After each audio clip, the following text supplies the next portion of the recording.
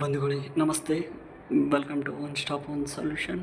ಇಂದಿನ ವಿಡಿಯೋದಲ್ಲಿ ನಾವು ಪ್ರಜಾಕೀಯ ಮತ್ತು ರಾಜಕೀಯದ ನನಗೆ ಆಗಿರೋ ಕೆಲವೊಂದಿಷ್ಟು ಅನುಭವನ ಹೇಳ್ಕೊಂಡೆ ಅದನ್ನು ಕಂಟಿನ್ಯೂ ಮಾಡ್ತಾಯಿದ್ದೀನಿ. ಮುಂದೆ ಏನಾಯಿತು ಅಂತಂದರೆ, 1 ತಿಂಗಳ ಸಮಯ ರಿಕ್ವೆಸ್ಟ್ ಲೆಟರ್ ಕೊಟ್ಟಾಗ 1 ತಿಂಗಳ ಸಮಯ ಕೇಳಿದರು.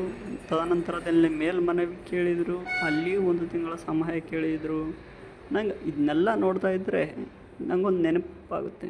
ಏನಪ್ಪ ಅಂತಂದರೆ, ನಾವು ಚಿಕ್ಕವರು ಇರಬೇಕಾದ್ರೆ ನಮ್ಮ ಎರೇಸರ್ ಅಥವಾ ನಮ್ಮ ಸಾಮಗ್ರಿಗಳನ್ನು ಯಾರಾದರೂ ಕಳ್ಳತನ ಮಾಡಿದರೆ ನಾವು ಜೊತೆಗಿರೋ ಸಹಪಾಠಿಗಳನ್ನು ಕೇಳ್ತೀವಿ. ಸಹಪಾಠಿಗಳು ಏನು ಹೇಳ್ತಾರೆ, ನನ್ನ ಕಡೆ ಎಲ್ಲಿದೆ ನೋಡ್ಕೋ ಅಂತ ಓಪನ್ ಆಗಿ ತಮ್ಮ ಜೇಬನ್ನೆಲ್ಲ ತೆಗೆದು ತೋರಿಸ್ತಾರೆ. ಆದರೆ ತಗೊಂಡಿರೋ ವ್ಯಕ್ತಿ ಏನು ಹೇಳ್ತಾನೆ, ನಾ ಇದನ್ನು ತೊಗೊಂಡು ಏನು ಮಾಡಲಿ, ನಾ ತೊಗೊಂಡಿಲ್ಲ ಅಂತ ನೆಪಗಳನ್ನು ಹೇಳ್ತಾರೆ. So moral of the story ಏನಪ್ಪ ಅಂತಂದರೆ, ನೀವು ಕರೆಕ್ಟಾಗಿದ್ದರೆ ನೀವೆಲ್ಲ ದಾಖಲಾತಿಗಳನ್ನು ಕೊಡ್ಬಹುದಲ್ವಾ.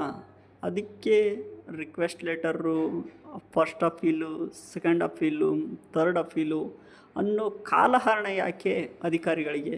ಇದು ನಾನು ಕೇಳ್ತಿರೋ ಪ್ರಶ್ನೆ. Thank you.